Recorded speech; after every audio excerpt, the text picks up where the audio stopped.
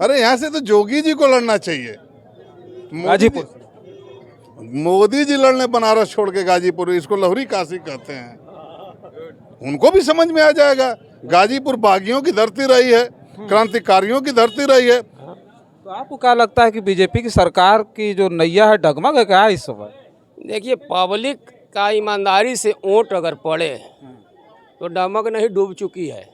ये है कि यदि आपने विकास किया है तो विकास को गौण आप रख रहे हैं और मंदिर मुद्दे को सामने रख करके आप चुनाव लड़ना चाहते हैं और तीसरे कार्यकाल की गारंटी कर रहे हैं। इतना घमंड हो गया, जनता पर भरोसा नहीं है।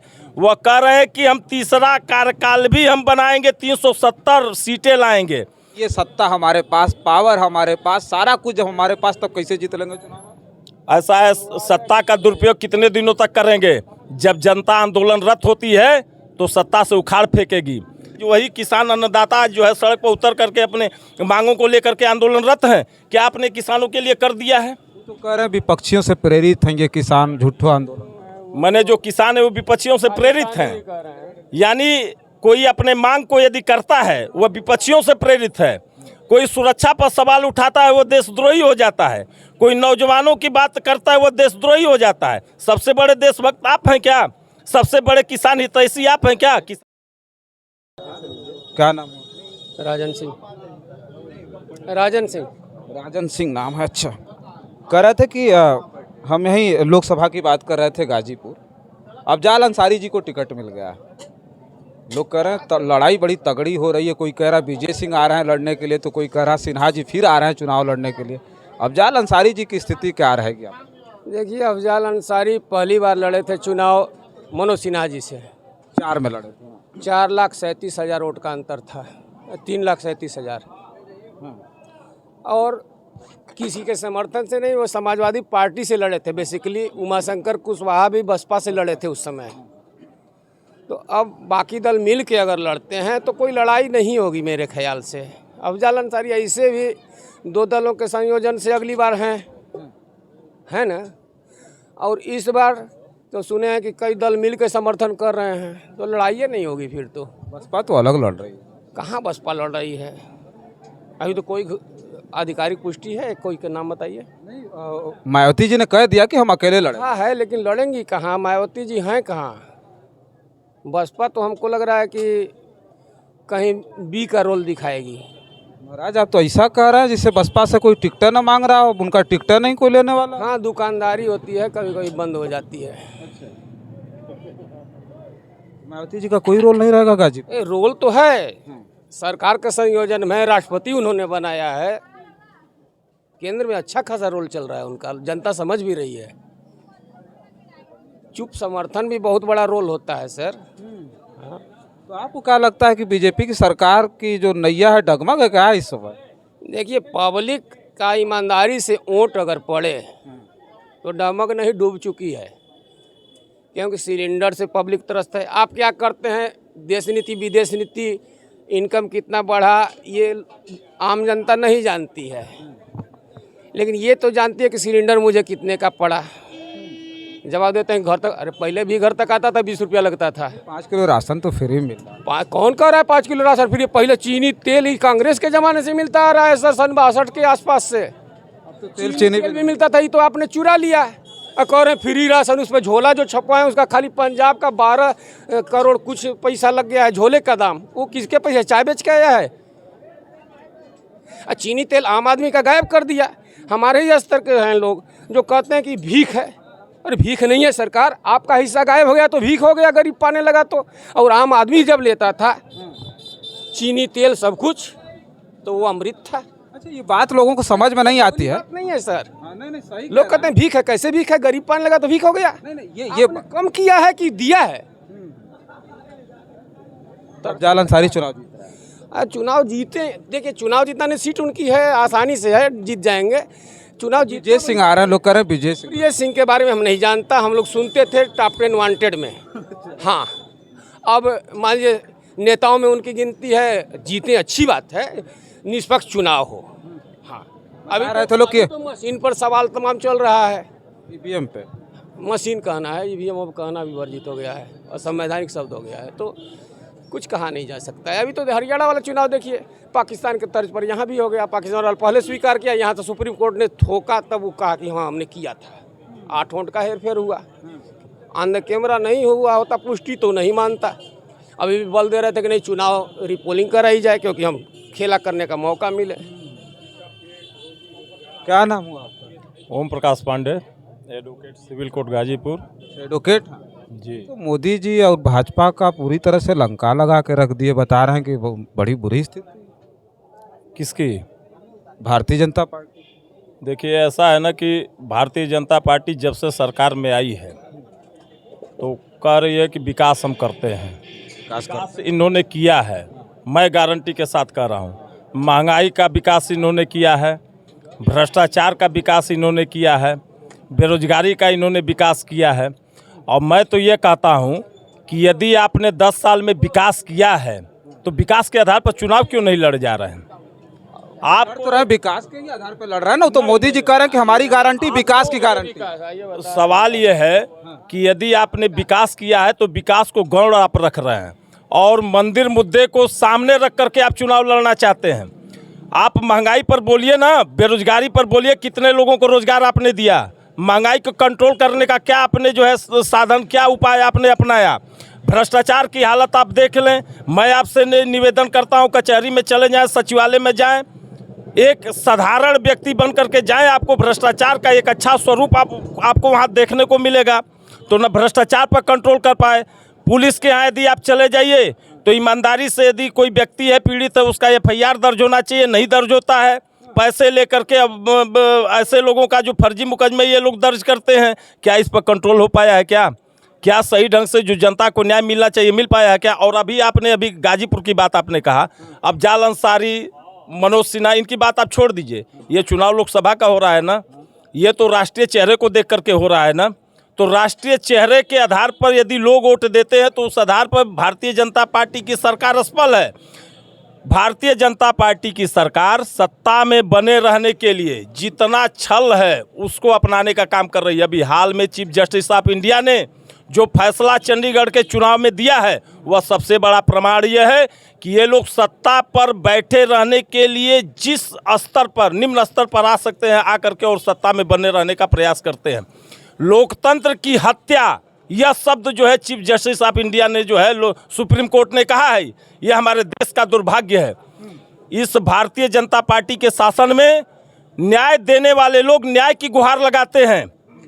सुप्रीम कोर्ट के जजेज जो है आप ही पत्रकारों के सामने न्याय की गुहार लगा रहे थे, अपनी समस्या रख रहे थे। इस देश का न्यायपालिका जब न्याय की गुहार लगाता हो तो सामान्य लोगों की क्या स्थिति होगी? मोदी जी तो कह रहे हैं विश्व गुरु बनेगा, भारतीय जनता पार्टी के नेता कह रहे हैं देश विश्व गुरु बनने की तरफ। मोदी जी एक चीज़ बता दें, कह रहे हैं कि आर्थिक विकास के स्तर पर हम बहुत आगे बढ़ चुके हैं और तीसरे कार्यकाल की गारंटी कह रहे हैं। इतना घमंड हो गया, जनता पर भरोसा नहीं है।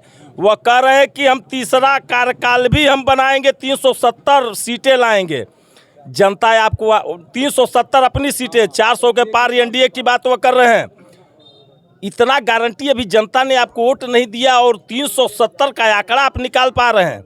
यानी साफ जाहिर होता है कि चंडीगढ़ के मेयर के चुनाव की तरह कहीं ना कहीं आपने धांधली करने का फिर जो है प्रयास आप करेंगे और फिर सत्ता में गलत तरीके से आने का प्रयास करेंगे। इसलिए 370 का आंकड़ा दे रहे हैं ना। हम नहीं गारंटी दे पाएंगे। हम कांग्रेस के भी हैं, कांग्रेस के लीगल सेल के भी जिला अध्यक्ष हैं। छात्र राजनीति से मैं जुड़ा रहा, 2 बार मैं चुनाव जीता हूँ। हम लोग देख रहे हैं नौजवान परेशान। साहब सुनिए, अब यहीं रोकेंगे। ये बताइए, सत्ता हमारे पास, पावर हमारे पास, सारा कुछ जब हमारे पास, तब कैसे जीत लेंगे चुनाव? ऐसा है, सत्ता का दुरुपयोग कितने दिनों तक करेंगे? जब जनता आंदोलनरत होती है तो सत्ता से उखाड़ फेंकेगी। जनता को भी दिख रहा है कि जनहित में सिर्फ जनता से पैसे वसूलने का काम आप कर रहे हैं। एमबी एक्ट में चालान आप देख लें, कोई व्यक्ति जा रहा है, उसका पीछे से चालान हो गया, उसको बाद में मैसेज आता है कि हमारे गाड़ी का चालान है। जब जाता है अपना जो है, हम तो कचहरी में हम तो देख रहे हैं कि कचहरी में पहुंचने के बाद एक चालान निकालता है, 8 चालान उसके आ जाते हैं कि 8-9 चालान उसके हो गए। वह व्यक्ति यदि 10,000 रुपये कमा रहा है और पता चले 9,000 10,000 वहाँ भर देगा, अपने परिवार का खर्चा कैसे चलाएगा?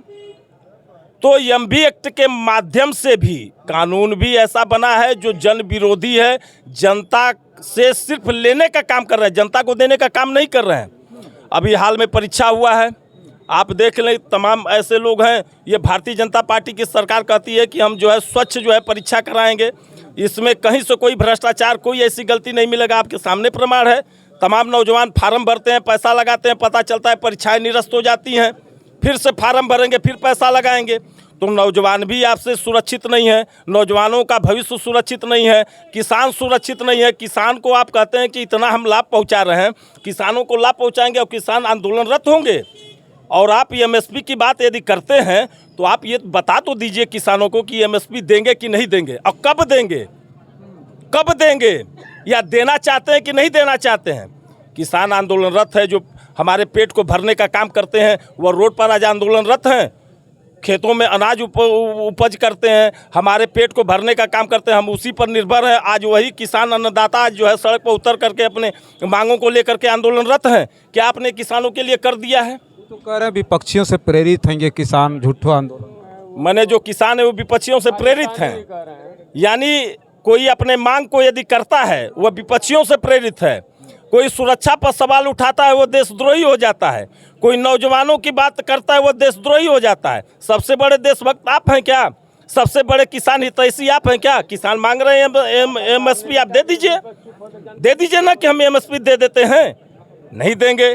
किसान जो है पिछले बार भी इसी तरह आपने झूठा आश्वासन दिया, महीनों जो है बैठे रहे, झूठा आश्वासन देकर हटाए, फिर आज किसानों को लगा कि हमको छल हमारे साथ किया गया है, फिर आंदोलनरत हैं। किसानों को अपनी बातों को रखने से रोका जा रहा है।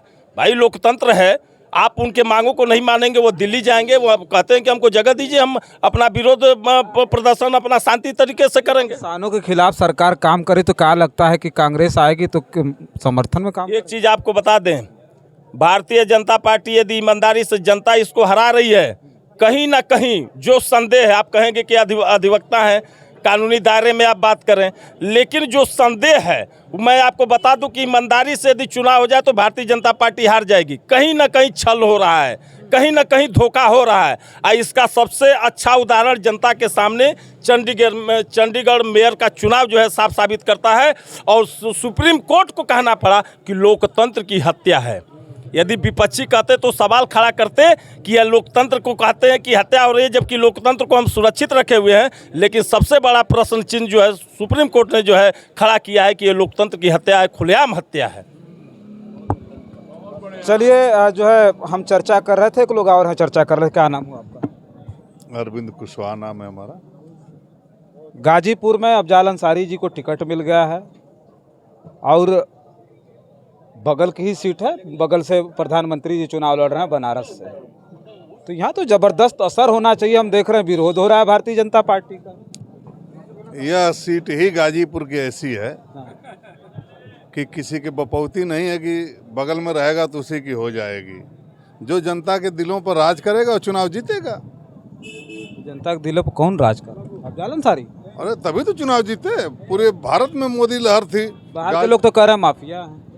अब माफिया तो भाई दुनिया में कौन माफिया नहीं है। सबका यदि चिट्ठा खोला जाए, जितने भारत के संसद में लोग हैं सांसद 545-43, अगर उनका एक एक का खोला जाए तो सब तो माफिया ही नजर आ रहे हैं। ब्रजभूषण शरण सिंह, कौन कौन, नाम गिनाने की जरूरत नहीं है। आप पत्रकार हैं, आप जानते हैं। माफिया टिकट तो माफियागिरी पे ही मिल रही है। तो अफजाल अंसारी की स्थिति ठीक रहेगी? अभी तो अन्य दलों के प्रत्याशियों की घोषणा हो जाए। कह रहे हैं लोग कि विजय सिंह आ रहे हैं भारतीय जनता पार्टी से। ब्रजेश सिंह, हाँ, सुभाषपा गठबंधन में विजय सिंह लड़ेंगे गाजीपुर से, लोग कह रहे हैं। अच्छा, लोग कह रहे हैं अभी गठबंधन में जाएगी। तो वो तो भाई ये माफिया है, तो वो क्या है? वो तो लग रहा है सन्यासी आ गए हैं गाजीपुर में। उनकी ससुराल भी है गाजीपुर में। अरे भाई ससुराल है, अच्छी बात है भाई। रिश्ते नाते घर द्वार अगल बगल के जिलों में तो होता ही है। किसी की बलिया में होगी, किसी की बिहार में होगी, बक्सर में होगी। तो इससे मतलब थोड़ी लड़ाई होगी। अगर विजय सिंह आ जाएंगे तो लड़ाई दलीय आधार पे तो लड़ाई होगी ही होगी, तगड़ी लड़ाई। आपने कहा कि एक को माफिया बता रहे हैं, एक को साधु बता रहे हैं। हमने कहा साधु बता दिया। आप ही तो करें कि ब्रजेश सिंह आ रहे हैं, इसका मतलब कि साधु जी आ रहे हैं। अरे यहाँ से तो जोगी जी को लड़ना चाहिए। गाजीपुर मोदी जी लड़ने बनारस छोड़ के गाजीपुर, इसको लहुरी काशी कहते हैं। उनको भी समझ में आ जाएगा। गाजीपुर बागियों की धरती रही है, क्रांतिकारियों की धरती रही है। गाजीपुर का स्वतंत्रता आंदोलन से लेकर के हर समय एक अलग इतिहास रहा है। आप यहाँ की इतिहास, आप बनारस से आए, आप यहाँ के इतिहास को पढ़िए। गाजीपुर में अंग्रेजों के जमाने में गाजीपुर स्वतंत्र घोषित कर लिया अपने को। मोहम्मदाबाद की धरती को देख लीजिए, क्रांतिकारी धरती रही है। तो यह नहीं है। अब जनता का मनोबल, भावना कहाँ जाती है, किस आधार पे वोट करती है? विकास तो आप दिख रहे हैं, गाजीपुर की हर सड़क विकास से ओतप्रोत है। आप चलेंगे, आपके कमर में दर्द हो जाएगी, हॉस्पिटल में जाके आप विकास दिखा देंगे। और क्या, कितना बताएं हम आपको। चलिए ठीक है, देखिए हम जनपद गाजीपुर में थे, चर्चा कर रहे थे। अफजाल अंसारी यहाँ से चुनाव लड़ रहे हैं, जो सिटिंग एमपी हैं। 2 बार भारतीय जनता पार्टी के कद्दावर नेता मनोज सिन्हा को हरा चुके हैं लोकसभा का चुनाव। पहली बार 2004 में जब पहली बार लोकसभा का चुनाव लड़े थे अफजाल अंसारी जी, तो उस वक्त उन्होंने हराया था सिन्हा जी को। उस वक्त सिन्हा जी सिटिंग एमपी थे। और फिर 2019 में जब वो रेल राज्य मंत्री थे, ताकतवर नेता थे, गाजीपुर की जनता उन्हें विकास पुरुष कह रही थी, उस वक्त भी अफजाल अंसारी ने सिटिंग एमपी और तत्कालीन रेल राज्य मंत्री मनोज सिन्हा जी को यहाँ से 1 लाख से ज़्यादा वोटों से हरा दिया था।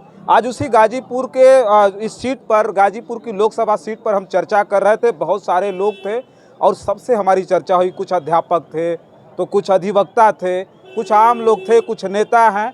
तो इन सारे लोगों से जो हमारी चर्चा हुई, तो लोगों ने साफ कहा कि यहाँ समाजवादी पार्टी के प्रत्याशी यानी इंडिया गठबंधन के प्रत्याशी अफजाल अंसारी को हराना आसान नहीं है। मोदी जी भी आकर के लड़ जाएं, इतना दावा किया जा रहा है कि मोदी जी भी आकर लड़ जाएं तो गाजीपुर वो क्रांतिकारियों की धरती है कि उनको समझ में आ जाएगा। बस इस वीडियो में इतना ही। तमाम और खबरें लेकर के आपके बीच में हाजिर होंगे। तब तक के लिए बने रहें जनादर्श भारत के साथ। बहुत बहुत धन्यवाद।